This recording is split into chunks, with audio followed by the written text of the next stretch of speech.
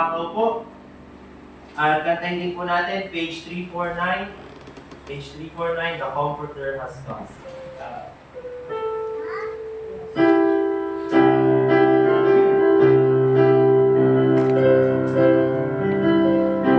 On the first verse, all together now. Oh, spread the tidings round, wherever man is found, wherever human hearts and human woes abound. Let every Christian tongue proclaim the joyful sound. The Comforter has come. The Comforter has come. The Comforter has come. The Holy Ghost from heaven, the Father's promise give. Oh, spread the tidings round, wherever man is found. The Comforter has come. The long, long night is past. The morning breaks at last, and hush the dreadful gale and fury of the blast. As o'er the golden hills the day advances fast, the Comforter has come. The Comforter has come. The Comforter has come. The Holy Ghost from heaven, the Father's promise give. Oh, spread the tidings round, wherever man is found. The Comforter has come. Last verse. Oh, boundless love divine, how shall this love of mine to wandering mortals tell the matchless grace divine, that I, a child of hell, should in His image shine. The Comforter has come. The Comforter has come. The Comforter has come. The Holy Ghost from heaven, the Father's promise give. Oh, spread the tidings round, wherever man is found. The Comforter has come. Amen. Tawagin po natin si Brother Gus. Amen. Magandang araw po sa bawat isa. So, sa ngayon, si Pastor Ting po ay nakabala sa La Union, and siya po ay naging guest teacher po doon sa church po sa La Union. And so, sa ngayon po, ako po muna, mukha ko muna pagsawaan po ninyo. Okay? So, dumako po tayo sa ating lesson po ngayong araw po sa ating Sunday School. Tayo po tayo lahat, buksan po natin ang ating Bible sa Revelation 22:12. Sa verse na po, sabay-sabay po natin basahin. Revelation chapter 22, verse 12. Kung nandiyan na po kayo, please say amen. Amen.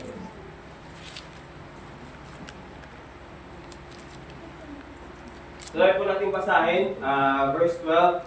Let's begin. And behold, I come quickly, and my reward is with me, to give every man according as his work shall be. Tayo po'y manalangin, Panginoong Diyos.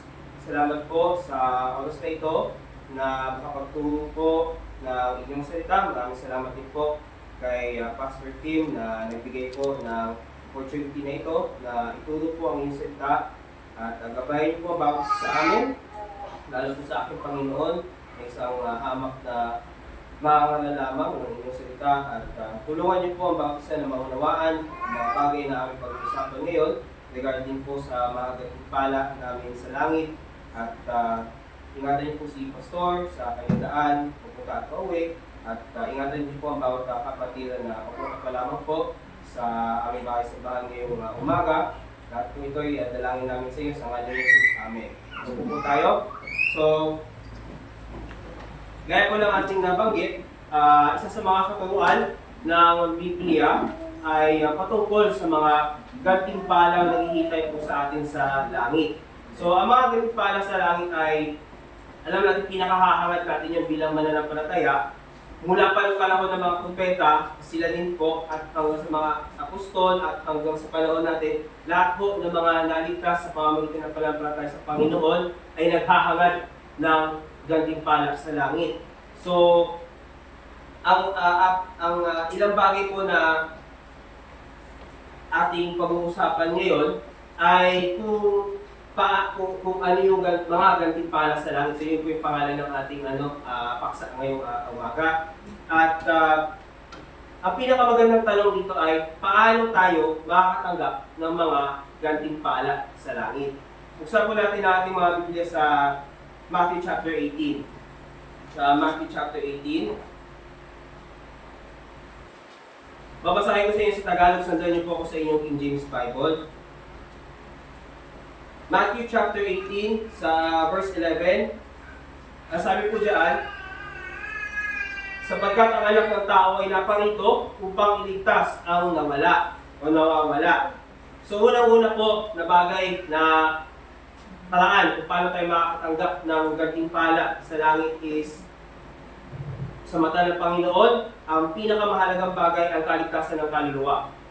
Okay? Tayo po bilang mga naligtas na ay tungkulin natin na ipahayag sa ibang tao ang kaligtasan na mula lamang sa ating Panginoong Jesucristo. At sabi din sa ikalawang Pedro 3:9, ang sabi po doon, hindi nyo kailangan punta doon, sabi hindi mapagpaliban ng Panginoon tungkol sa kanyang pangako na gaya ng pagpapalibang ipaglalagay ng iba, kundi mapaghinuhod sa atin na hindi niya ibig ang sino man na mapahamak, kundi ang lahat ay magsipagbagong loob. So, lahangad ng Diyos na lahat ng tao ay magbagong loob mula sa kanilang kalikuan, mula sa kanilang maling kaalaman o maling paniniwala sa kaligtasan patungo sa Kanya, patungo sa Panginoong Jesucristo. At yun din ang iniutos sa atin ng Panginoon nung siya ay bago siya umakyat sa langit, sa Mateo 28, sinabi niya doon sa talata 19 na dahil dito, magsiyaon nga kayo at turuan ang mga bansa, ang lahat ng mga bansa na sila inyong bautismuhan sa pangalan ng Ama at ng Anak at ng Banal na Espiritu na ituro ninyo sa kanila ang kanilang kanilang ganapin ang lahat ng mga bagay na iniutos ko sa inyo at narito ako'y sumasa inyo palagi hanggang sa katapusan ng sanlibutan. So, tinitiyak ng Panginoon na kapag tayo ay gumagawa para sa Kanya, kasama natin siya. Hindi tayo nag-iisa. Bagamat mag-isa man tayo na umaayo, mag-isa man tayo na lumalabas para ipakita sa tao kanilang pagkamakasalanan at ang kaligtasan lamang nila ay si Jesucristo, kasama natin si Jesucristo sa gawain iyon. Kaya naman maaari natin sabihin na sa mata ng Diyos ay ginto na may tuturing ang matatanggap natin kapag sinala sa apoy ang ating mga gawa. Nagkagaya ng sinabi sa unang Korinto, Kapitulo 3, na doon ay sasalain ng Diyos ang ating mga gawa sa apoy, kung ito man ay ginto, pilak, mahahalagang bato, kahoy, damo o dayami, kung ano man yun.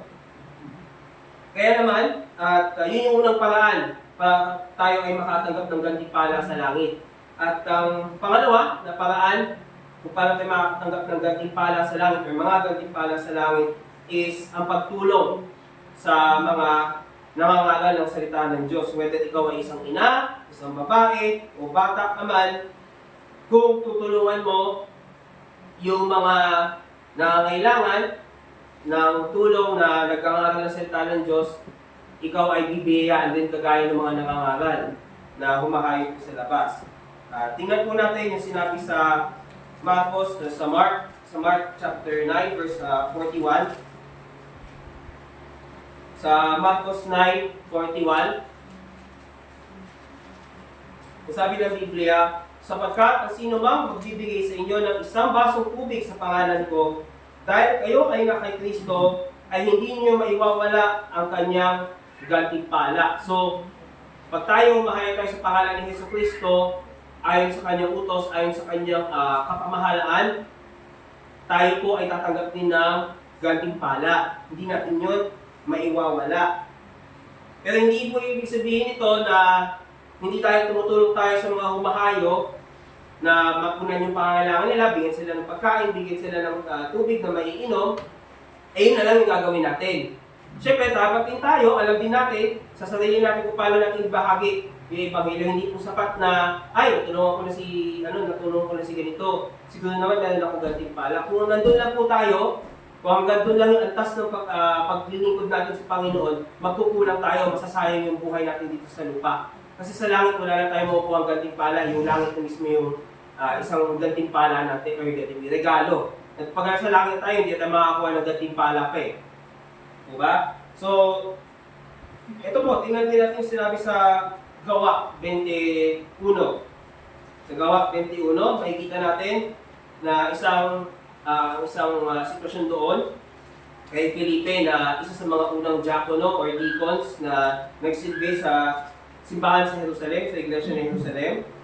Sabi po sa verse 8, at nang kinabukasan, lumisan kami na mga kasama ni Pablo at nakarating sa Cesarea at pumasok kami sa bahay ni Felipe na evangelista. Ibig sabihin na evangelista, tagapagpahayag ng ebanghelyo or pagpapahayag ng salita ng Diyos na mula sa yung pitong ng mga tagal-lingkod ng simbahan ng Jerusalem. At nanahan kaming kasama niya. Ang lalaki ito ay may 4 na anak na babae, mga dalaga na naghahayag ng propesiya. Ibig sabihin sila ay nangangalan ng salita ng Diyos. Dahil sila ay anak ni Felipe na nagpapahayag ng salita ng Diyos, tinuruan niya ang kanyang 4 na anak na babae na mangaral din, na magbahagi din ng ebanghelyo. So, matatandaan din natin, sinabi sa Gawa chapter 6 kung paano nagkaroon ng mga deacons or diakono sa simbahan. At kasama doon si Felipe. So nararapat sa isang iglesyang pagtitipon na may mga maiiwan upang mag-asikaso sa pangangailangan ng mga humahayo sa labas, kagaya po namin nabanggit, upang matugunan yung mga kalkulangan sa gawain. Kasi hindi naman po pwede naman lahat tayo lumabas, pwede naman yon kung kaya natin lahat na walang maiwan dito. Saka naiintindihan din natin na may iba sa atin na hindi talaga kayang lumabas, syempre sa init din ng panahon. Diba? May mga pagkakataon na hindi talaga tayo makakaalis. Pero ano po ang gagawin ng mga naiwan? Kung nakakatandaan niyo, meron pong labanan na pinuntahan si Haring David at yung iba hindi makatawid sa ilog. So sila yung mga naiwan sa mga bagay-bagay, sa mga pagmamayari ng mga lumusob sa mga kalaban ni David. At nung bumalik sila, natanggap din nila yung kagayang gantimpala dun sa kanilang pakikidigma. So lahat tayo, pantay-pantay sa harap ng Diyos makakakuha ng gantimpala, pero hindi lahat, ay ibig ko sabihin lahat tayo may pagkakataon. Pantay-pantay tayo makakakuha ng pagkakataon, pero hindi lahat pare-parehas ang gantimpala. Yun yung kailangan natin matandaan. Hindi po masakit na katotohanan to. Ay, si brother, mas konti yung gantimpala ko para sa akin. Imbis na manlupay-pay ka doon sa bagay na yon, bakit hindi ka mas lalo magsumika na mas makakuha pa ng gantimpala? And lahat po yan nagsisimula sa puso. Kasi kung ang puso mo naghahangad lang ng gantimpala, pero hindi mo mahal ang Panginoon, diba? Wala ang gantimpala doon. Kunti lang ang makukuha mong gantimpala doon. Kasi, hindi ko po masasabi sa inyong lahat ng final, kung meron ba kayong makukuha ang gantimpala o wala. Ang masasabi ko lang po, kung sinabi ng Biblia, na merong gantimpala para sa atin, at ito mga dapat natin tandaan at dapat natin gawin.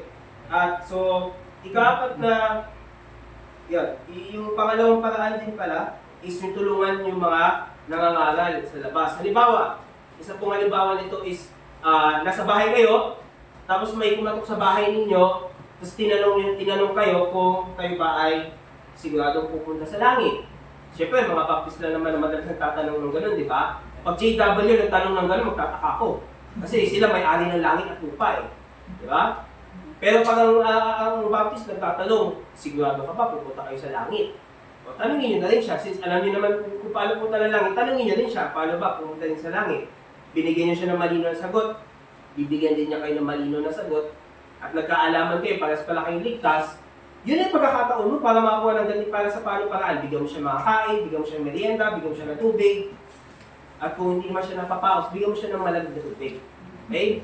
So, naintindihan natin yung sistema ng ng paggantimpala ng Diyos. Hindi naman pwedeng papasukin natin yung Mormon sa bahay natin, subukan natin i-convert. Masasayang oras ninyo kasi trained na sila. Nasanay na sila magsinungaling sa totoo lang. Ganun din yung kung sino mang lalapit na ibang religion, ibang sekta, pumunta sa bahay ninyo, nangalang ng maling ebanghelyo, sanay na sila doon. Sanay na sila sa kung ano isasagot ninyo. Pero ang matindi doon dapat, at ang dapat natin alalahanin, is panindigan natin yung tamang paniniwala sa Biblia na pananampalataya lang kay Kristo, wala na iba. Diba ba? Okay. So, ngayon, yun yung nakatatlong paraan na tayo. Una, ang paraan para makatanggap ng gantimpala sa langit is mag-ikayat ng kaluluwa. Pangalawa, pag tayo nasa bahay at may nagpunta sa atin na soul winner or nangangalan ng salita ng Diyos, check natin kung siya ay ligtas, at kung ligtas siya, bigyan ng merienda, bigyan ng makakain. Kasi kung ano yung reward niya, makukuha niyo din. Meron kayong part sa ginagawa niya. Kaya sinabi ko sa ikalawang buwan, na kapag meron lumapit sa inyo na iba ang doktrina, huwag niyo silang babatiin ng God bless you, o huwag niyo silang sasabihin na mag-ingat kayo, o huwag niyo sasabihin siyang ganun. Pero kung sinabi sa Galatia 1, itabon niyo sila, sumpain niyo sila. Okay, ang hiyat naman nun, grabe, di ba dapat mahalin natin yung kapwa natin? Ayun na yung pagmamahal. Pag narinig ng kapitbahay mo na nagtataboy ka ng Mormon, nagtataboy ka ng saksi, pagmamahal na yun sa kapwa mo, para iwasan na din nila yung mga saksi, yung mga Mormons, yung mga Sabatista, yung ibang kulto, at sila maikinig sila sa inyo, bakit yung tinataboy ito? Ay, sa tubo niya. Diba? So nakatatlo na po tayo, no? So, yung pang-apat na paraan, para tayo ay gantimpalaan is magtiis. Brother, magtitiis tayo. Kasi mahirap sa mga Kristiyano ngayon, ayaw nila magtiis eh. Diba? Gusto nila, kapag parang gaya po ng nabalitaan ko na yung ekonomiya ng Pilipinas daw ay hindi dumaan sa tamang proseso na nag-start sa agrikultura, tapos naging sektorial, ibig sabihin puro na companies, puro na BPO, puro na yung mga outsourcing agad, hindi siya dumaan sa industrialization na tinatawag na magkaroon ng maraming pabrika, magkaroon ng maraming pagawaan. Kaya magtataka kayo, ang Pilipinas wala masyadong pagawaan ng kotse. Tama? Hindi sila dumaan sa tamang proseso. At tayo din, pag tayo po ay naligtas, dadaan tayo sa pag-uusig or paghatol ng mga tao dito sa mundong to. Tingnan po natin sa Mateo 5, sa Matthew chapter 5, kung nandiyan pa kayo. Sa Matthew chapter 5,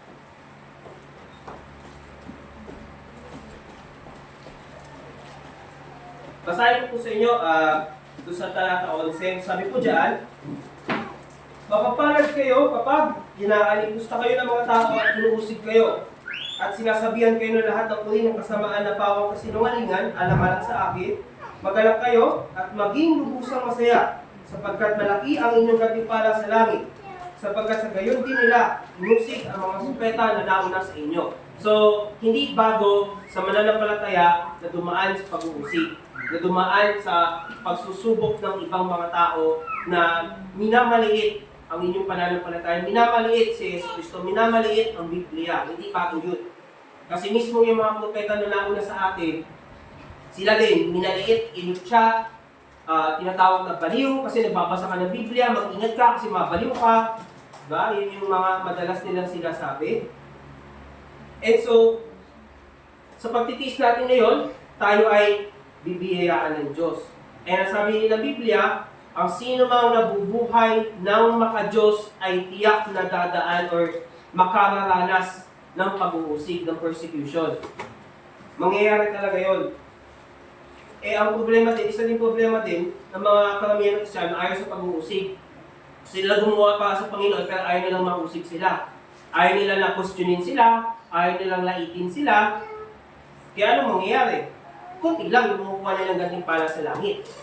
Hindi lalaki, kagaya kung kung malapati ninyo, nung last week, nangangaral po tayo ng salita ng Diyos, at may biglang pumasok na matanda na sinabi pa naman sa amin, sa asawa ko, sinabi sa misis ko na huwag daw ako magturo ng once saved, always saved.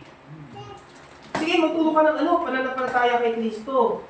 Pero huwag mo ituro yung once saved, always saved. Kasi dapat mag-tiis tayo hanggang sa wakas, continual ang kaligtasan. Tingnan mo, matanda na po siya, hindi po siya sabi na masama maging matanda. Pero minsan kasi kapag matanda tapos naaral sa maling aral, tumitigas ang ulo. Diba? Hindi ayaw tanggapin yung pagsuway ng Biblia pagdating sa tamang kaligtasan.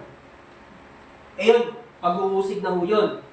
Hindi yung pag-uusig na sisiyasatin ka, i-check ka, kung ano, hindi yung pag-uusig is yung talagang lalaitin ka nila, pipigilan ka nila sa anumang paraan para hindi ka magsalita, para mapahiya ka. Gagawin nila yun.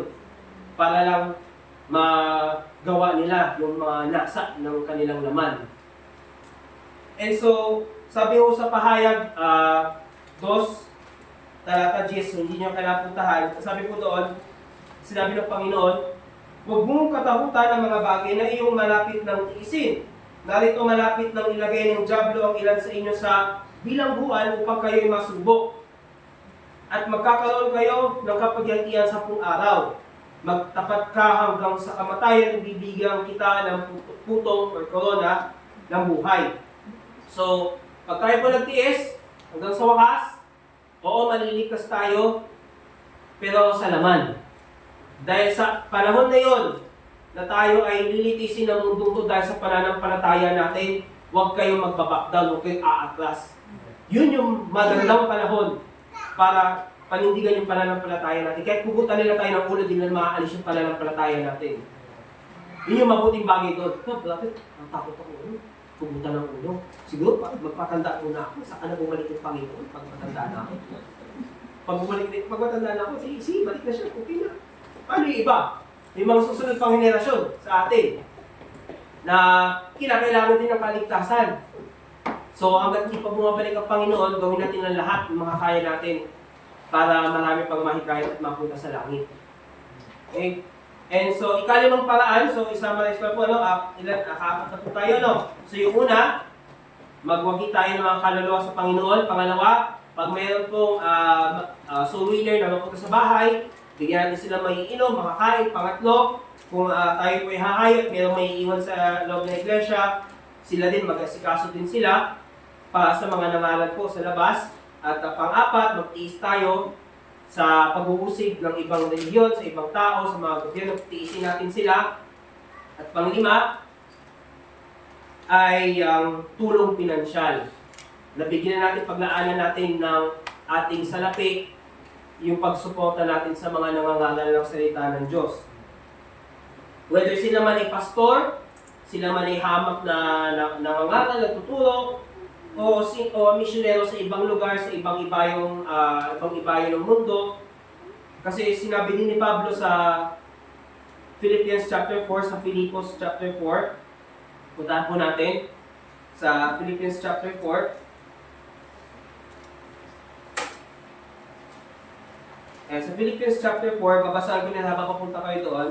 Sa talata 15, sabi po diyan, at kayong mga taga-Filipos, nalalaman naman ninyo na nang pasimula ng Ebanghelyo nang ako umalis sa Macedonia, alinmang iglesia ay walang nakipagkaisa sa akin sa pagkakaloob at pagtanggap kundi kayo lamang. Sapagkat sa Thessalonica ay nagpadala kayo minsan at muli para sa aking kailangan. Hindi sa ako'y naghahanap ng kaloob, kundi hinahanap ko ang bunga na dumadami sa ganang inyo. Dapat mayroon ako ng lahat ng bagay at sumasagana, isang handog na kaaya-aya, at sumasagana ako'y busog, palibhasa tumanggap kay Epaphroditus na mga bagay na galing sa inyo, na isang samyo na masarap na amoy, isang handog na kaaya-aya, na lubhang nakakalugod sa Diyos. At pupunan ng aking Diyos ang bawat kailangan ninyo ayon sa kanyang mga kayamanan sa kaluwalhatian kay Kristo Jesus. Ngayon, ba't ko kailangan sabihin ko ng buo yun? Kasi Kailangan natin maintindihan kung ano yung sinasabi ni Pablo dito. Kasi minsan kukuha tayo ng isang talata, hindi natin alam kung ba't yung sinasabi yun. At kung mabasa lang natin ng saglitan yung talata, akala natin yung talaga ibig niya sabihin. Kaya kung sinimulan sa talata, kasi para maintindihan natin ba't yung sinabi niya, My God shall supply all your needs. Bakit sinabi yun? Kasi po, yung mga Kristiyano sa Pilipos, sumusuporta kay Pablo. Pinansyal. Ganon din. Pwede rin tayo magsuporta ng pinansyal sa pamamagitan ng tithes and offering.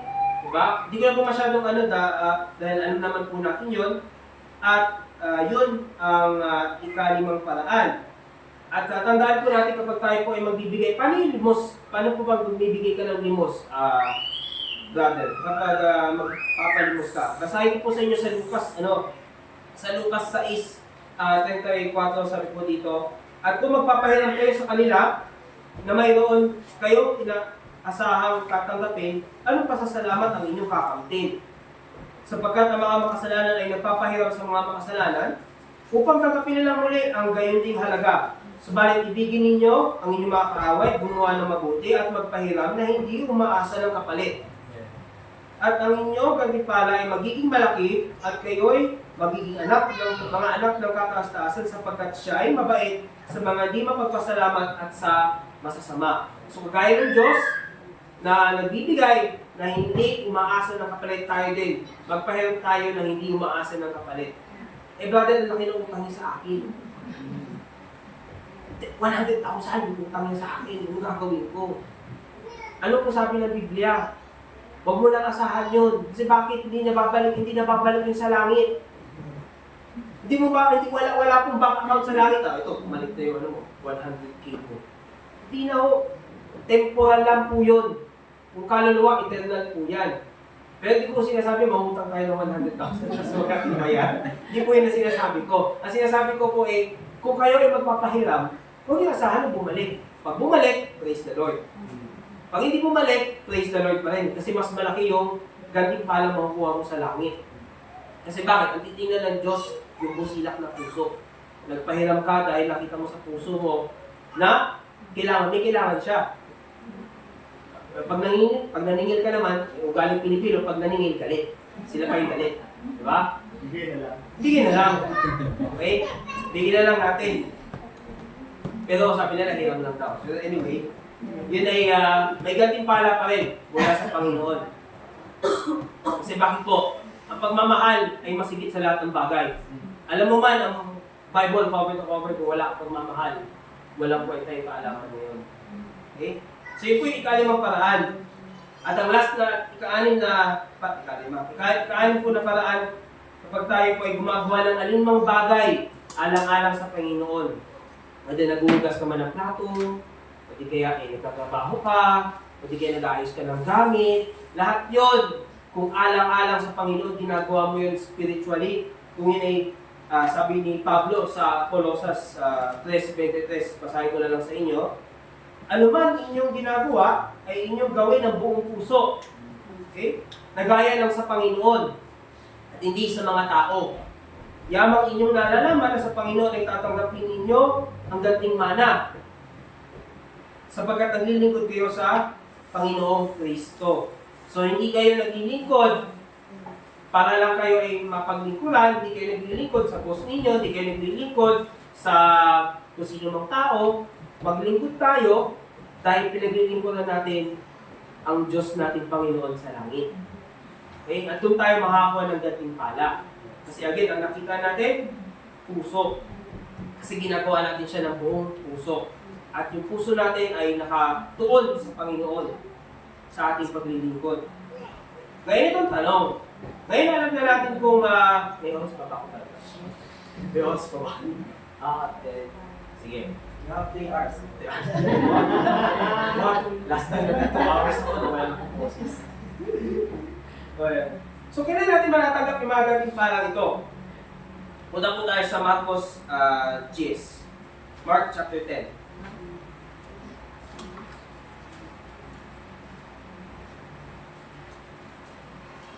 Basahin po natin sa verse 28.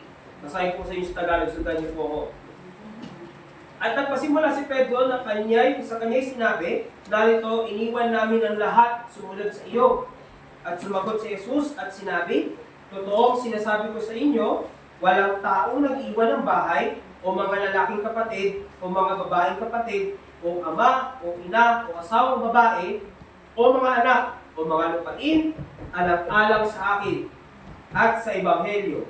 Ngunit makatatanggap siya ng 100 ulit ayon ngayon sa panahon ito, ng mga bahay, ng mga lalaking kapatid, at mga babaeng kapatid, at mga ina, at mga anak, at mga lupain, na may mga pag-uusig.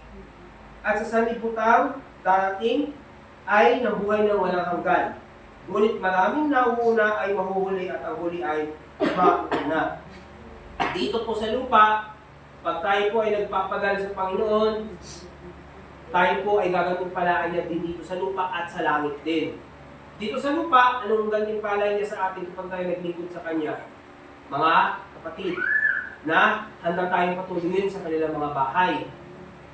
Okay, pero di naman nila siya sabi dito na, sige, magstay ka na isang araw dito sa kapatid na to, o isang araw sa kapatid na to. Hindi, kapag in case na kayo ay talagang nakangailangan, gipit na gipit, nandyan sila bukas bahay. Yun ang ibig sabihin dito. Kaya ang daming lupa. Okay? Kaya ang daming lupa kasi may lupain sila, may bahay sila sa lupain na yun. Hindi po yan yung dito na lupa lang, na lote lang, na meron sila. Hindi po yun. Pero ang tinutukoy dito ng Panginoon, na kung buong puso ang paglilingkod natin, wala tayong regard sa sinasabi ng mga kamag-anak natin na pamubusig o kanilang mga pagpipigil na tayo ay magsilbi, manalbihin sa Panginoon. Kung hindi natin papansinin yung mga yon at nakatuon tayo sa Panginoon, sa lahat ng oras at araw ng buhay natin, tayo ay gagantimpalaan niya. Okay? At kaya din sinabi sa Mateo, chapter 19, ganun din yung sinabi ni Jesus Cristo din dito sa parallel passage po yan. Kaya tandaan din natin na kapag tayo nagpagal sa Panginoon, yun nga, basta tapat tayo at totoo sa pagpagal natin, sa paglilingkod natin, marami tayong magiging kaibigan sa iglesia, sa simbahan. Kasi marami kang mga kaibigan sa labas, I'm very tiyak ko, hindi kayo papapasukan niya sa bahay nila. Kahit marami kang kaibigan sa labas na hindi naman naniniwala na nananampalataya, hindi ka nila papapasukan sa bahay nyo, hindi ka nila bibigyan ng pagkain, hindi ka nila pautangin. Hindi ka nila kayo pahihamin ng kahit anong bagay. Kasi bakit? Hindi ka nila kilala ng buong buo. Pero kapag kapatid sa Panginoon, tiyak yan. Kasi bakit? Lahat tayo mananagot sa Panginoon. Kapag yung kapatid nansupling, nanloko sa kanyang kapwa-kapatid, gagantimpalaan siya ng Panginoon. Yun nga lang sa masamang paraan. Okay? So, sinabi din po ng Panginoon na lahat tayong naligtas na naglingkod sa Kanya, sama-sama tayong maghahari kasama ni Kristo. Gantimpala yun, hindi po regalo yun, gantimpala yun. So, bakit po? Tingnan natin sa Revelation sa pahayag, Kapitulo 11. Tingnan po natin.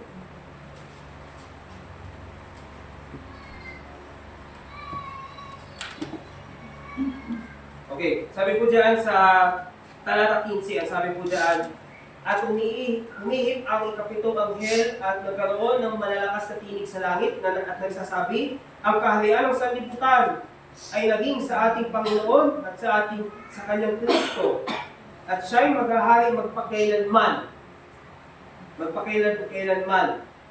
At nagangalit ang mga bansa at dumating ang iyong puot at ang panahon ng mga patay upang mga hatulan at ang panahon na pagbibigay mo ng gantimpala sa iyong mga alipin na mga propeta o mga lingkod na iyong mga propeta at sa mga banal at sa mga natatakot sa iyong pangalan, maliliit at malalaki, at upang ipahamak mo ang mga nagpapahamak sa lupa. So, makikita natin dito na pagdating ng Panginoon upang siya maghari ng 100 taon, pwede natin sabihin ito na 1,000 taong paghahari ng Panginoon o yung millennial reign ng Panginoon sa Kristo, na tayo din ay maghahari kasama niya. Hindi po yung mga saksi. Kasi hindi sila mapagkumbaba. Kumbaga, tayo, kung tayo po nagpakumbaba, sabi ng Panginoon, tayo ay kanyang itataas. Yun yung gantimpala niya sa atin. Pwede ba ako maging mapagkumbaba at naligtas at nagmataas? Pwede yun. Bakit to? Ang puso natin mapanlin lang. Okay? Kayang gawin ng puso yun na sa una ay mapagkumbaba, naligtas, at nagyabang. Pwede yun. Pwede mangyari yun. Pero hindi nag-aalis ng kaligtasan yung kayabangan. Yun yung magandang biyaya dun. Hindi nag-aalis yun. Nakakaalis ng gantimpala yun. Diba? Maglilingkod ka sa Panginoon para lang sabihin natin, mas marami yung para lang mas marami yung bilang mo. Kung doon nakatuon yung puso mo sa bilang ng mga naiwagi mo sa Panginoon, baka konti lang makuha mong gantimpala doon. Pero sila, nagpatuloy sila ay magbubunga, hindi ikaw. Oh? Okay. So, ano ba itong gantimpala na makuha natin pag naghari na ang Panginoong Jesucristo? Tingnan natin sa sa pahayag din sa Revelation. Balik tayo sa Kapitulo 2. Doon po sa talata 26, sabi po diyan, at ang magtagumpay at tumupad ng aking mga gawa hanggang sa katapusan, ay bibigyan ko ng kapamahalaan sa mga bansa at sila'y paghaharian niya sa pamamagitan ng isang panghapas na bakal, rod of iron. Gaya ng pagkadurog ng mga sisid ng lupa ng magpapalayo, gaya naman ng tinanggap ko sa aking Ama. So sa paghahari ni Kristo, makakatanggap tayo ng mga pamahalaan, kanya-kanyang dako tayo kung saan tayo ilalagay ng Diyos upang pagharian natin. Natatandaan din natin na nakasaad sa Mateo na yung mga lingkod na binigyan ng 10, may mga lingkod na binigyan ng 10 lungsod, 5 lungsod, 2 lungsod, at iba pa. Makakatanggap din tayo ng mga gintong putong o gintong korona mula kay Kristo na siya rin naman natin iaalay sa Kanya. Iahandog din natin sa Kanya. Kasi sa Kanya galing lahat yun. Hindi tayo parang kung ako naiisip ko po ito, isang putong lang naman na bibigay sa atin sa akin. Isa lang naman ang ulo ko eh. Di po ko yung Santo Papa may 3 corona dito sa isa. Hindi po ko ganun. Hindi po tayo magiging ganun. No? At ang sinabi din, puntahan po natin sa Daniel. Punta po tayo sa aklat ni Propeta Daniel. Kabanata 12 po.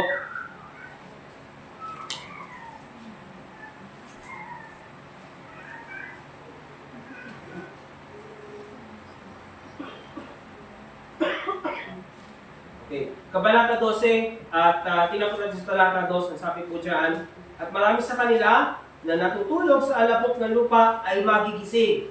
Ang iba'y sa walang hanggang buhay, at ang iba'y sa walang hanggang kahihiyan at sa walang hanggang pagkapahamak. At silang pantas ay sisilang na parang niningning ng langit. At silang magbabalik ng marami sa katuwiran ay parang mga bituin magpakailanman. So tayo, magniningning tayo mga bituin. Hindi po tayo yung mga parang Hollywood stars. Kaya nga sila tinawag na stars, Hollywood stars. Kasi bakit? Gusto nila abutin ang langit. Sa kayabangan nila, sa kasikatan nila, gusto nila abutin ang langit at sila lang yung manaig sa wakas, sa katapusan. Pero hindi po mangyayari yun. Tayo mga lingkod ng Panginoon na magniningning sa langit. And sinabi niya, pinaliwanag din ni Apostol Pablo sa unang Korinto, yun na kanapunta doon, sa unang Korinto 15, talata 14 hanggang 44, sinabi niya doon na merong luwalhati yung katawang makalangit, meron ding luwalhati yung katawang panlupa, meron ding katawan na spiritual, meron ding katawan na karnal o makalupa.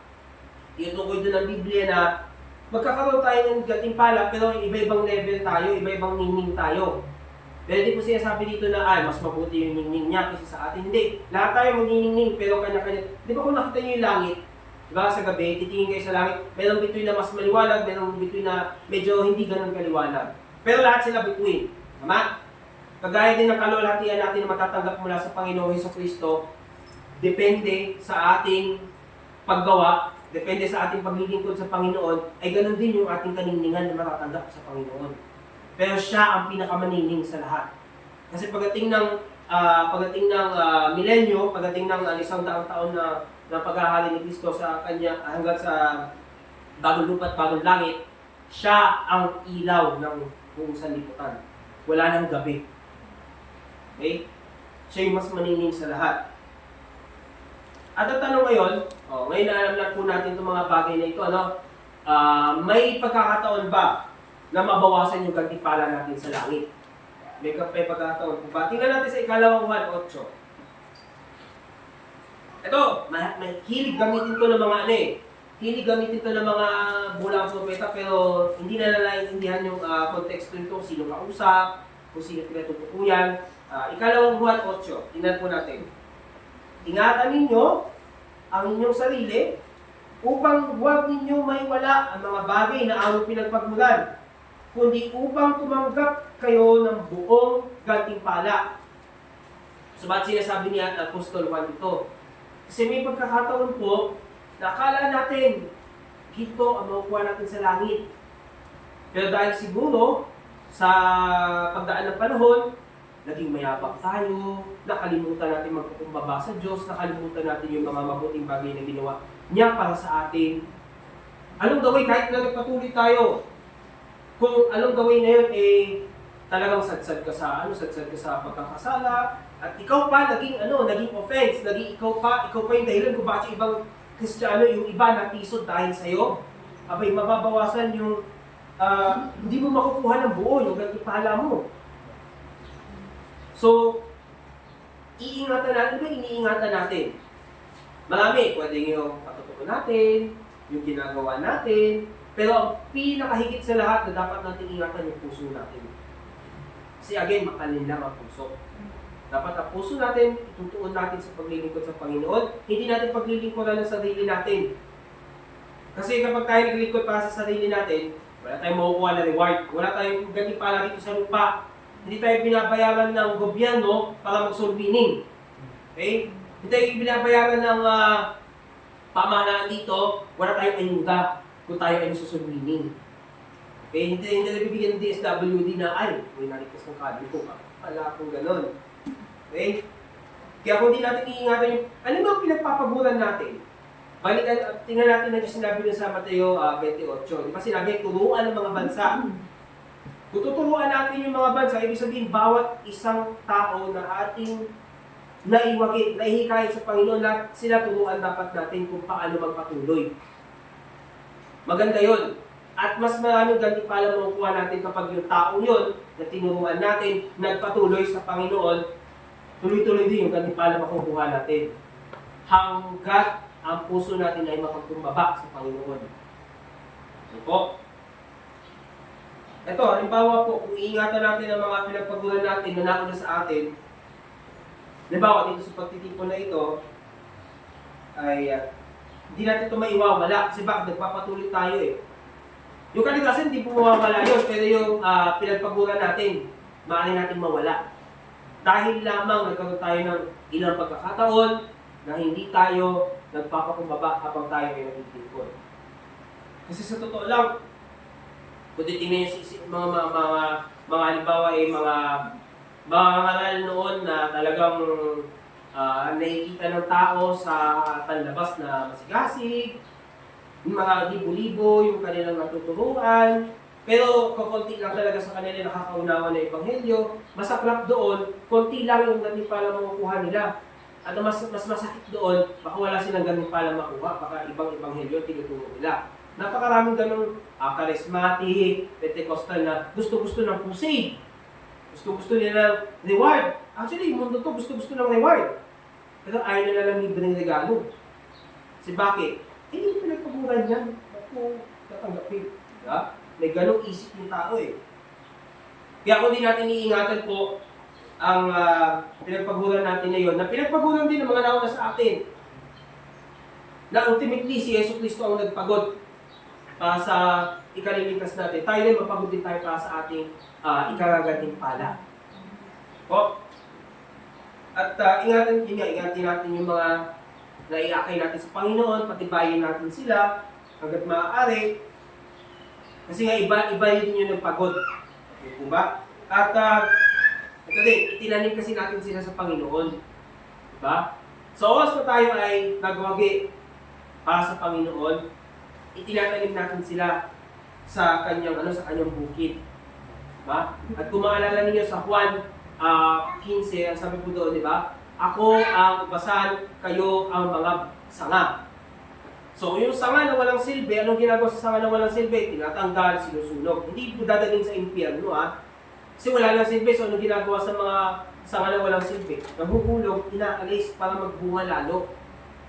So, kung merong isang aspeto sa buhay natin na walang silbi, walang bunga, alisin natin para tayo, mas lalo lumago.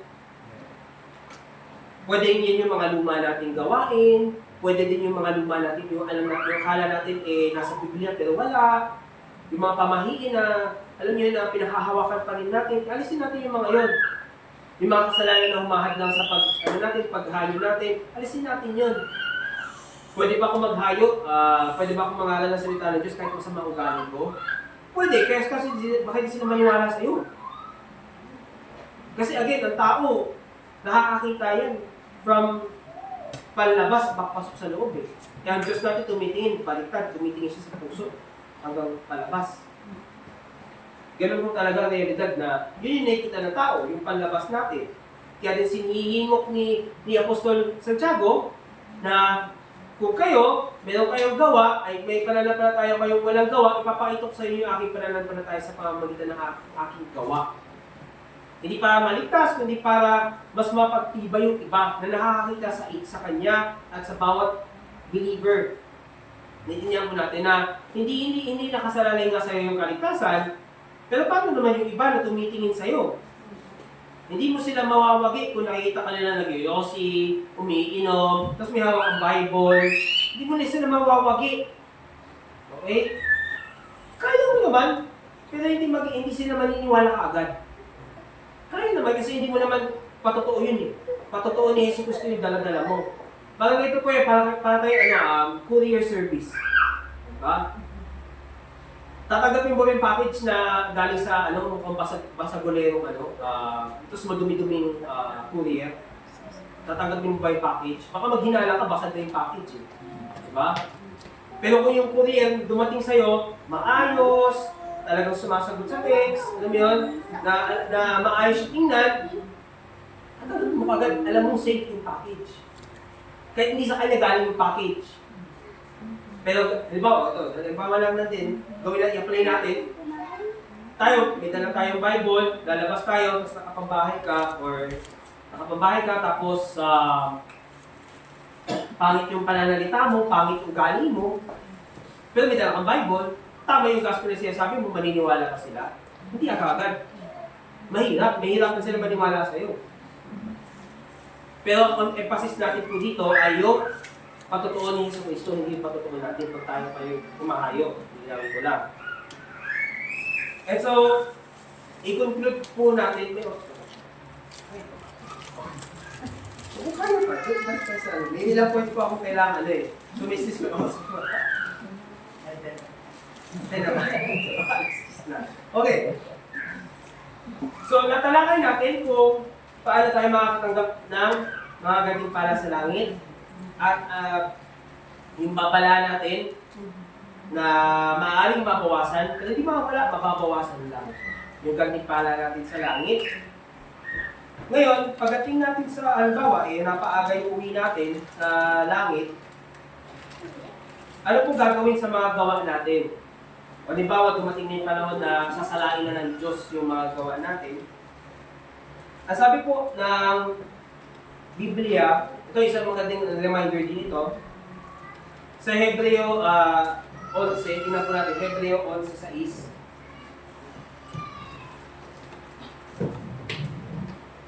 Hebrews chapter 11 verse 6 po, Hebreo 11:6, tingnan po natin. Basahin ko sa inyo sa Tagalog po, sabi po dyan, at kung walang pananampalataya ay hindi maaaring kalugdan ng Diyos, sapagkat ang sino mang lumalapit sa Kanya ay dapat sumampalatayang may Diyos at siya ang tagapagbigay ng timpala sa mga masigasig na umahanap sa Kanya. Okay, so ganito yon. Ang Diyos mismo yung nagbibigay ng timpala. Hindi niya naman pumunta dyan, pero sabi po sa Genesis, yung puntahan, yung Genesis 15:1, sabi po dito, pagkatapos ng mga bagay na ito ay dumating ang salita ng Panginoon kay Abraham sa pangitain na nagsasabi, "Huwag ka matakot, Abraham, ako ang iyong kalasag at ang iyong gantimpala na lubhang dakila." So ang Panginoon natin yung gantimpala at ang tagapagbigay gantimpala. Parang sinasabi natin din, parang kagaya po ito ng sinasabi natin na si Yesu Cristo ang nagbibigay buhay walang hanggan at buhay na walang hanggan. Ganun lang din po yun. Pero pinagkaiba nila, yung buhay na walang hanggan sa kaligtasan, yung gantimpala kapag tayo po ay naglingkod sa Panginoon. Pag-iba po yun. At sabi din ng Panginoon, sa pahayag 22:12, sabi din po niya, kung yun ang puntahan, sabi po niya, "At narito ako'y madaling pumaparito at ang aking gantimpala ay nasa akin upang bigyan ng kagantihan ng bawat isa ayon sa kanyang gawa." So, tandaan lang din natin yung konting reminder lang po na ang Panginoon ang gantimpala natin kung sakaling wala tayong gantimpala dito sa langit. Okay po? Kaya huwag tayo matakot na sabihin natin may isang araw man tayo na ang tawag po dito, yung isang araw na wala tayong nagawa sa Panginoon. Tandaan natin, kung lahat ng ginagawa natin alang-alang sa Panginoon, bibiyayaan at gagantimpalaan niya yun. Wala tayong dapat katakutan. O? Kasi iba kasi, sasabihin nila, kung sabay isa nilang posisyon, sasabihin nila, pinabalan na ako ng Panginoon nung ako'y naligtas. Therefore, wala na akong kailangan alalahanin sa kabanalan ko para magka-reward sa langit. Automatic yan. Hindi mo mga kapatid. Kaya nga inutos sa atin ng Panginoon na maging banal ka dahil ako, yung Panginoon, ay banal. Pag minamaliit natin yung pagiging banal dito sa lupa, pagdating sa langit, wala tayong reward. Kasi akala ng iba, lalo na may natutunan tinatawag nila na hyper grace, sabihin nila na, hindi, tayo mapagbiyaya ang Diyos, kahit ano pang kasalanan na magawa mo, kahit ligtas ka na, okay lang ang Diyos dun. Hindi yun, mga kapatid. Kasi bilang anak ng Diyos, papaluin niya tayo eh. Hindi parusahan sa impyerno, pero papaluin niya tayo. May nag-aantay na pagpalo sa mga anak ng pasaway. At ang dahilan na naman, ba't tayo papaluin? Kasi dahil tayo nagkamali. At yung bunga at yung ugat ng pagpapalo na yun, ipagmamahal ng Panginoon. So wag natin isang tabi yung doktrina ni Korah. Ano yung doktrina ni Korah sa Numbers, sa mga bilang? Sabi niya po doon, lahat, Moises dito, banal. Masyado mong inaatak sa sarili mo, gawain ng Panginoon. Lahat ng dito, banal. So therefore, wag ka na magsumikap sa Panginoon. Parang ganun na yung punto. Kami naman. Kahit hindi naman sila tinalaga ng Panginoon na humarap sa Diyos, pero sila gusto nila na, automatic ang rewards sa langit. Hindi yung ganun. Dapat para sa sarili natin, magsunikap din tayo. Kasi ang daming inutos sa atin, ang daming iniwan na bilin sa atin ng mga apostol, para tayo ay magtiis, magsumikap. Hindi lahat yun automatic. Kasi tayo, nasa laman pa tayo. Opo. And yun nga, sasalain nga sa apoy. Kasi magandang paalala din, yung mga gawa natin, sasalain po yan sa apoy. Idadaan yan sa apoy. Sabi po sa unang Corinto 3:9, hanggang 15 pala. Basahin ko na lang sa inyo. Nalapitan po tayo matapos, no? At sabi po dito, sapagkat tayo ay mga kamanggagawa ng Diyos, tayo ang bukid ng Diyos, ang gusali ng Diyos. Ayon sa biyaya ng Diyos na ibinigay sa akin, na tulad sa matalinong tagapagtayo, ay inilagay ko ang pinagsasali or foundation. At iba ang nagtatayo sa ibabaw nito. Ngunit, ingatan ng bawat tao kung ano ang pagtatayo niya sa ibabaw nito. Sapagkat sino man ay hindi makapaglalagay ng ibang pinagsasaligan, kundi ang nalalagay na ito'y si Kristo Jesus. So, saligan natin si Yeso Kristo. Saligan natin siya. Datapat kung sino man magtatayo sa ibabaw ng pinagsasaligang ito ng ginto, pilak, mga mahahalagang bato, kahoy, damo, tuyong dayami, ang gawa ng bawat isa ay mahahayag. Sapagkat ang araw ang magsasaysay. Sapagkat sa pamamagitan ng apoy, inihahayag. At ang apoy rin ang susubok sa gawa ng bawat isa kung ano yun. Kung ang gawa ng sino man ay manatili na kanyang itinayo sa ibabaw niyon, siya'y tatanggap ng gantimpala. Kung ang gawa ng sino man ay masunog, ay malulugi siya. Ngunit siya sa kanyang sarili ay maliligtas, gayon may tulad sa pamamagitan ng apoy. Ito po siya sabi ko kanina, sasalain sa apoy lahat ng gawa natin. Kung natatandaan nyo sa templo, meron po doong malaking altar ng pag-aalay at malaking apoy yung nandoon. Doon nilalagay yung mga sinusunog na hain, pati yung hain na pagkain nilalagay doon, susunugin. Pero kaibahan po dito sa langit, susunugin lahat ng alay natin, lahat ng ginawa natin sa Panginoon, doon lalabas kung may ginto, kung may pila, at yun yung para itatayo din sa pundasyon o sa saligan na yun na kay Kristo Jesus. So bawat isa, bawat apostol, bawat pastor, bawat mga ngaral na nagdaan sa maraming panahon, lahat sila naglalagay sa ibabaw nun. Lalong tumatatag, lalong lumalaki ang gusali na yun ng Diyos. Okay? And so, sasalain niya sa apoy yung ating mga gawa. At again, babalik tayo, ang ating pinag-usapan po ay gantimpala sa langit. Ulitin lang po natin kung paano tayo makakatanggap ng mga gantimpala sa langit. Una, magigayat po tayo.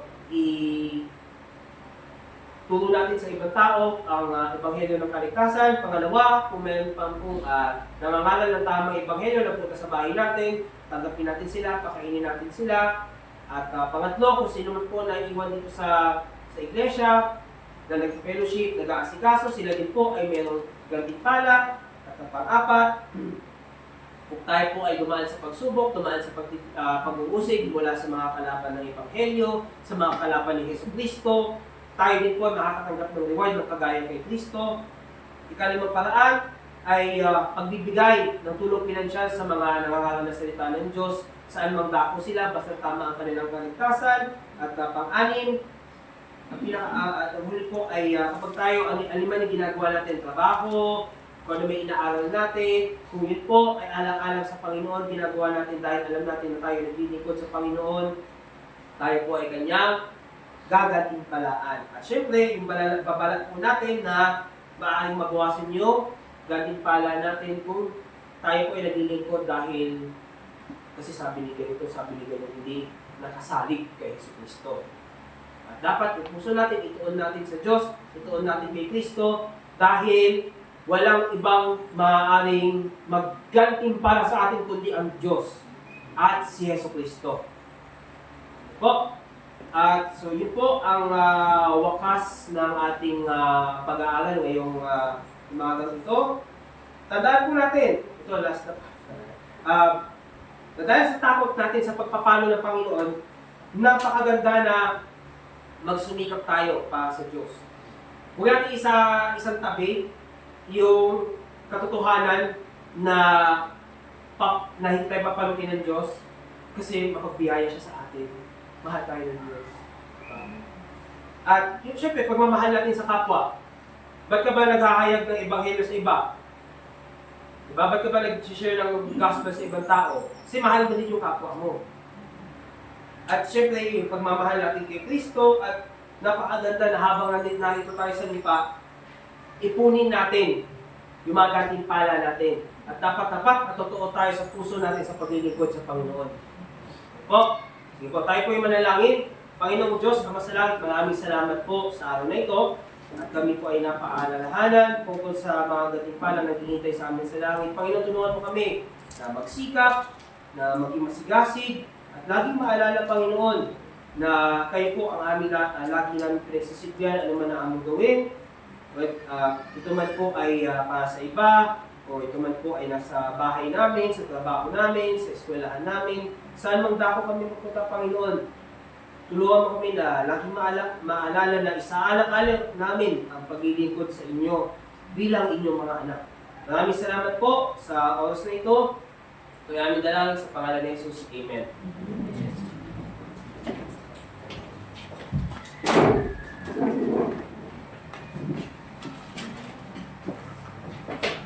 Bali po ang Sunday school natin and we will have 5 minutes.